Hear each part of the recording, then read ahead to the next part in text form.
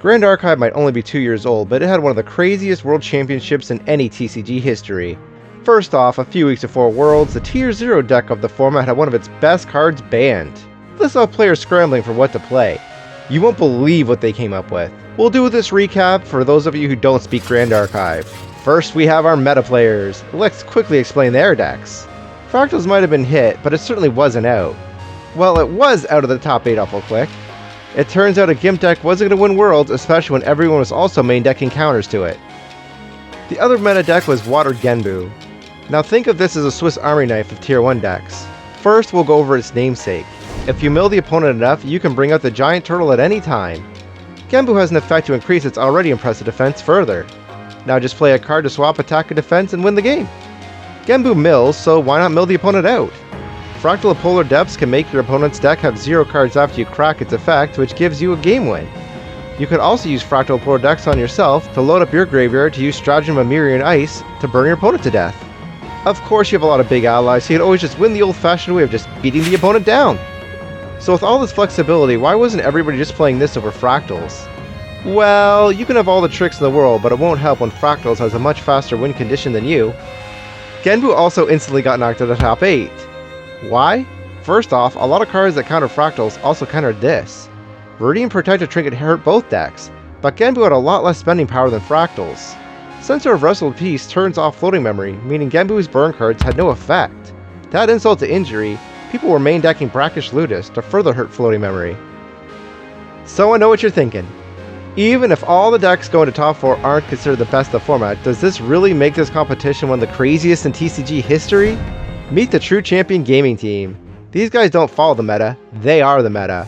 So what does the meta setting team do when a ban list happens right before Worlds, giving them no time to properly test? Say F it, bud, and just make a deck based around them winning if they go first. Meet Increasing Danger. Upon reading this card, it seems okay. In reality, it's considered kinda bad. The card lets you draw, but giving your opponent an extra card is considered a very risky thing. Grand Archive uses a player's hand to pay for cards, so not only are you giving your opponent an extra option, but you're going to be able to let them play possibly an extra resource too.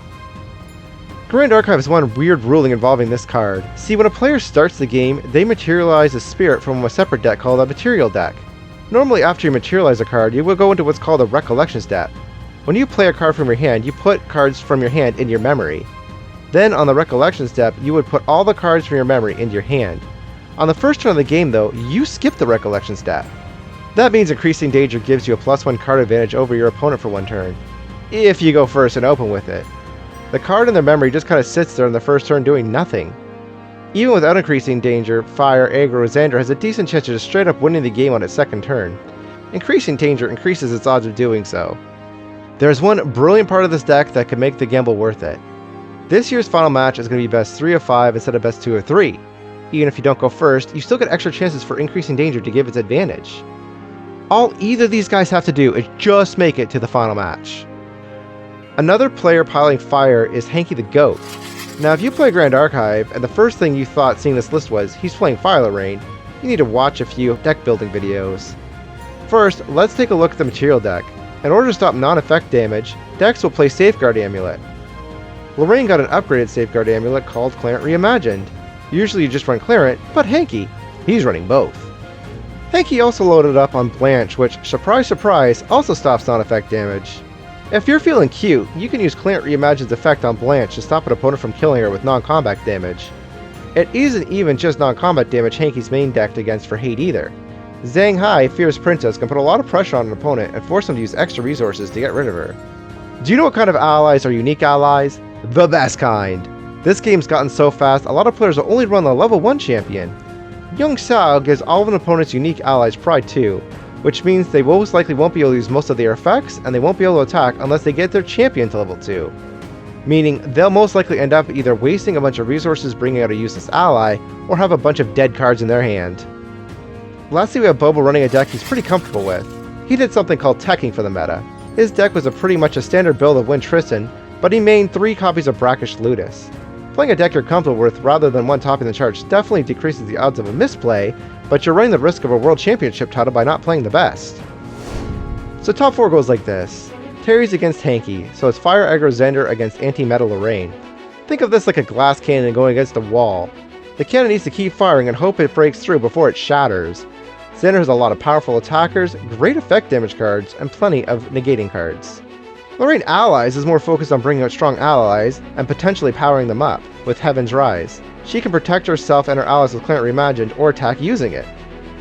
If you wanted to ask me who I'd put my money on between these two decks, I'd give the edge to Lorraine. Both Xander and Lorraine can explode, but Clarent is in the material deck, which Lorraine can bring out at any time. Clarent shuts down a good chunk of Xander's cards. Despite this, Xander does end up winning. Next was Bobo versus who many people consider the actual GOAT, Cavin. Now Xander vs Tristan is interesting. Both champions are assassin. Both have a lot of fast speed cards to disrupt their opponents. Fire Xander has a ton of power that needs to win in the early game. Tristan might not have as much power, but she does have one trump card in this matchup. Once she hits level 3, she gains the ability to summon and redirect attacks to her shadow tokens. These tokens need to Boda to deal a whopping 7 damage at once in order to clear them off the board. This isn't really going to be possible for Xander to do.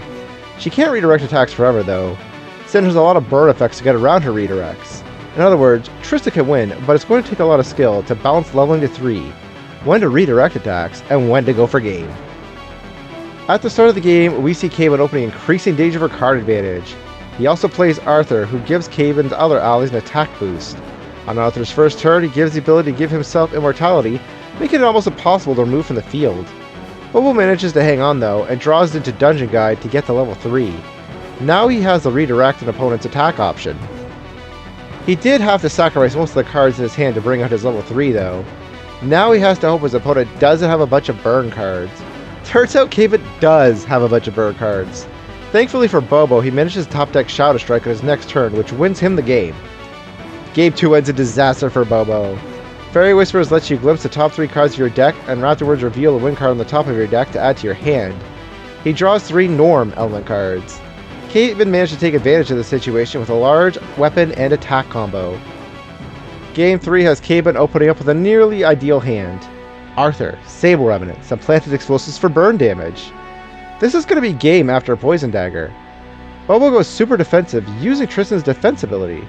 Rather than go offense by adding a preparation counter, he chooses to use Tristan's ability to return cards he used to pay for things back to hand at the end of his turn. This allows him to have more options during an opponent's turn. Right now, his options aren't looking too great. Bobo manages his luck out as Cavin tries to go for game by setting his Incapacitate into memory. Now this card would have negated Ensnaring Fumes. Bobo manages to last yet another turn and gets to level 3 again. He surprises Cavin by showing he indeed had a slice of dice, 1-turn kill, ready and waiting. Now we're going to finals. Bobo is literally going to go against the same deck he just beat. Just as a reminder though, that the opponent is running a go first deck and the final match is best 3 of 5. Terry is going to go first, and that means Team True Champions gamble has paid off. Game 1 doesn't last long and Bobo gets rushed.